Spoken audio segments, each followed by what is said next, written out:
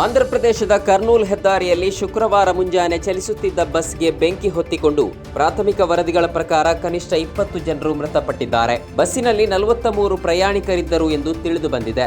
ಕರ್ನೂಲು ಜಿಲ್ಲೆಯ ರಾಷ್ಟ್ರೀಯ ಹೆದ್ದಾರಿ 44ರ ಚೆನ್ನತೇಕೂರು ಗ್ರಾಮದ ಬಳಿ ಈ ದುರಂತ ಸಂಭವಿಸಿದ್ದು, ಖಾಸಗಿ ಟ್ರಾವೆಲ್ ಬಸ್ ಬೆಂಕಿಗೆ ಆಹುತಿಯಾಗಿ ಹಲವರು ಗಾಯಗೊಂಡಿದ್ದಾರೆ.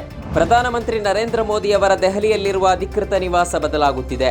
ಈ ಮೂಲಕ ಸೌತ್ ಬ್ಲಾಕ್ನಿಂದ ಸ್ಥಳಾಂತರಗೊಳ್ಳುತ್ತಿರುವ ಮೊದಲ ಪ್ರಧಾನಿ ನರೇಂದ್ರ ಮೋದಿ ಆಗಲಿದ್ದಾರೆ. ಈ ತಿಂಗಳ ಆರಂಭದಲ್ಲಿ ಸೇವಾ ತೀರ್ಥ ಎಂಬ ಹೆಸರಿನ ಹೊಸ ಪ್ರಧಾನಮಂತ್ರಿ ಕಚೇರಿ ಸಂಕೀರ್ಣಕ್ಕೆ ಸಂಪುಟ ಕಾರ್ಯದರ್ಶಿ ಕಚೇರಿ ಸ್ಥಳಾಂತರಗೊಂಡಿದ್ದು, ಪ್ರಧಾನಿ ಕಚೇರಿ ಶೀಘ್ರದಲ್ಲೇ ಸೌತ್ ಬ್ಲಾಕ್ನಿಂದ ಸ್ಥಳಾಂತರಗೊಳ್ಳಲಿದೆ. ಜಿಬಿಎ ವ್ಯಾಪ್ತಿಯ ನಗರ ಪಾಲಿಕೆಗಳಿಗೆ ನಡೆಯುವ ಚುನಾವಣೆ ಸಂಬಂಧ ಬಿಜೆಪಿ ಸಂಯೋಜಕರ ತಂಡವನ್ನು ರಚಿಸಿದೆ. ತಂಡದಲ್ಲಿ BY Vijayendra, R Ashok, Chalavadi Narayanaswamy, DV Sadananda Gowda, S Suresh Kumar, Shobha Karandlaje, PC Mohan, doctor CN Manjunath, Tejasvi Surya, doctor K Sudhakar ಮತ್ತು ಎನ್ಎಸ್ ನಂದೀಶ್ ರೆಡ್ಡಿ ಇದ್ದಾರೆ.